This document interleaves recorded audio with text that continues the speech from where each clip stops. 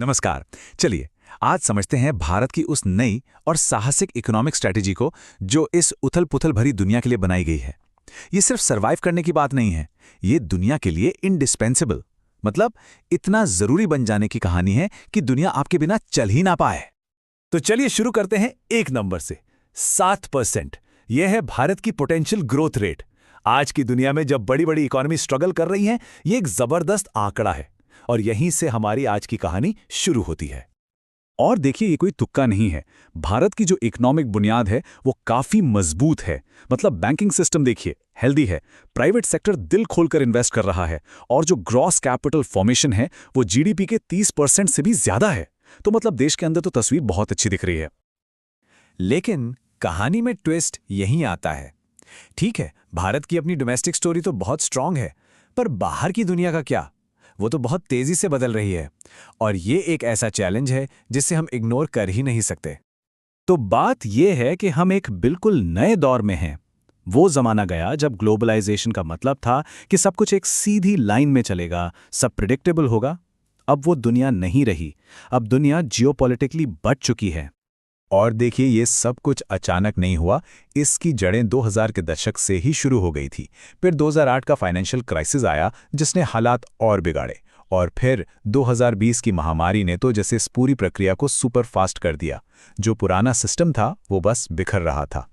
तो सवाल उठता है कि ये जो डेवलप्ड वर्ल्ड है, इनकी इकोनॉमीज में आखिर चल क्या रहा है? एक कॉन्सेप्ट है, इसे कहते हैं QE इन्फिनिटी ट्रैप। सुनने में थोड़ा कॉम्प्लिकेटेड लगता है पर है बहुत सिंपल। ये एक ऐसा जाल है, एक ऐसा दुष्चक्र है जिसमें इकोनॉमी को जिंदा रखने के लिए लगातार नोट छापने पड़ते हैं और यही नोट छापना खुद नई मुसीबतें खड़ी कर देता है।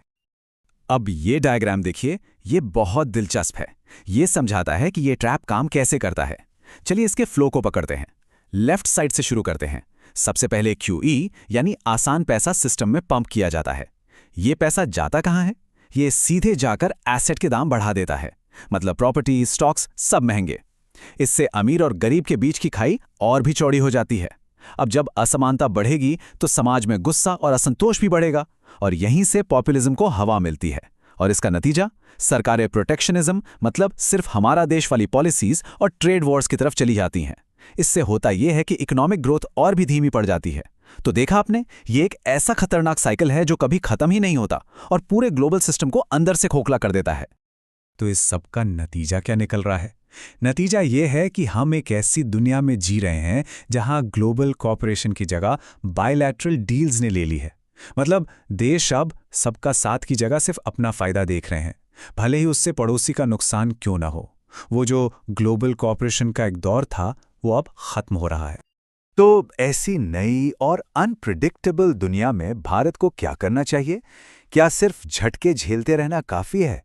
बिल्कुल नहीं। जवाब यह है कि अब एक नए और कई ज्यादा बड़े एम्बिशियस गोल की जरूरत है। ये बदलाव है स्ट्रेटेजिक रेजिलियंस से स्ट्रेटेजिक इनएविटेबिलिटी की तरफ जाने का। चलिए समझते हैं। रेजिलियंस का मतलब है कि कोई मुसीबत आए तो आप उसे झेल जाएं, टूटे नहीं। लेकिन इनएविटेबिलिटी का मतलब है कि आप इतने जरूरी हो जाएं कि दुनिया आपके बिना चल ही ना पाए। ये एक डिफेंसिव माइंडसेट से एक ऑफेंसिव माइंडसेट की तरफ एक बहुत बड़ा शिफ्ट है। अब सवाल ये है कि ये बड़ा लक्ष्य हासिल कैसे होगा? सिर्फ इकोनॉमिक ग्रोथ से काम नहीं चलेगा। असली चीज है स्टेट कैपेसिटी, मतलब सरकार की पॉलिसी बनाने की, और उससे भी जरूरी उसे जमीन पर उतारने की काबिलियत कितनी है। सारा खेल इसी पर टिका है। तो भारत की जो नई स्ट्रैटेजी है वो दो मेन पिलर्स पर खड़ी है।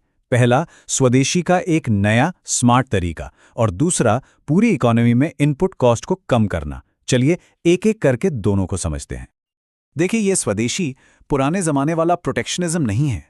ये एक बहुत ही स्मार्ट 3 टियर स्ट्रैटेजी है। स्टेप 1, जो चीज़ें देश के लिए बहुत ज़रूरी हैं, जैसे डिफेंस का सामान, दवाइयों के इंग्रेडिएंट्स, उन्हें हर हाल में देश में बनाना है, भले ही शुरू में थोड़ा महंगा पड़े। स्टेप 2, उन सेक्टर्स में अपनी कैपेसिटी बढ़ानी है जहां हम दुनिया से compete कर सकते हैं, जैसे इंडस्ट्रियल मशीनरी या EV पार्ट्स। और स्टेप 3, उन चीज़ों पर प्रोटेक्शनिज्म नहीं लगाना है जहां बाहर से मंगाना ही सस्ता और बेहतर है। मतलब ये एक तरह की स्मार्ट आत्मनिर्भरता है, अंधी आत्मनिर्भरता नहीं। चलिए अब बात करते हैं दूसरे पिलर की, और ये शायद सबसे ज़रूरी भी है। ये किसी एक इंडस्ट्री को सपोर्ट देने की बात नहीं है, ये पूरी इकोनॉमी की नींव को ही मजबूत करने की बात है। और वो कैसे होगा? वो होगा देश में हर चीज़ बनाने की लागत, यानी इनपुट कॉस्ट को कम करके।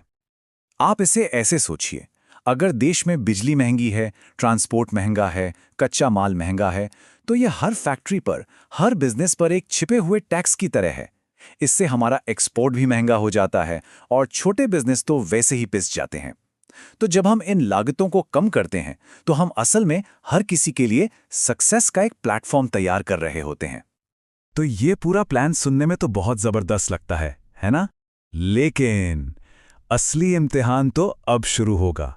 सवाल यह है कि क्या भारत अपने पोटेंशियल को असल पावर में बदल पाएगा?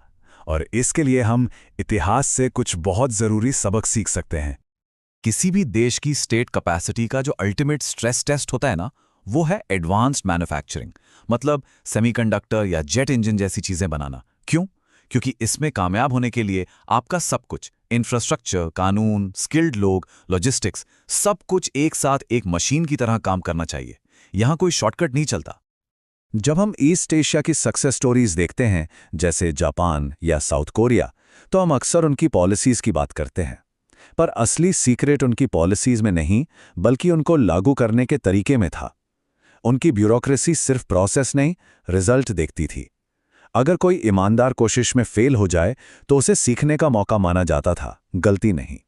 और सबसे बड़ी बात, जो फर्म्स अच्छा परफॉर्म नहीं कर रही थीं, उनका सपोर्ट बंद करने में वो जरा भी नहीं हिचकिताती थीं। और यहीं पर एक और कॉन्सेप्ट आता है, पावर गैप। इसका मतलब बहुत सीधा है। आपके पास रिसोर्स यानी पोटेंशियल कितना है, और उन रिसोर्सेज का इस्तेमाल करके आप दुनिया पर असल में असर यानी इम्पैक्ट कितना डाल पा रहे हैं। इसी पोटेंशियल और इम्पैक्ट के बीच के फासले को पावर गैप कहते हैं। तो घूम फिरकर हम आखिरी और सबसे बड़े सवाल पर आ जाते हैं। भारत के पास पोटेंशियल है, रिसोर्सेज हैं, इसमें किसी को कोई शक नहीं है। लेकिन क्या भारत वो स्टेट कैपेसिटी बना सकता है, वो सिस्टम तैयार कर सकता है जो इस जबरदस्त पोटेंशियल को असली ग्लोबल पावर में बदल दे? यही आने वाले दशकों का सबसे बड़ा सवाल है, सबसे बड़ी चुनौती है, और हाँ, सबसे बड़ा मौका भी।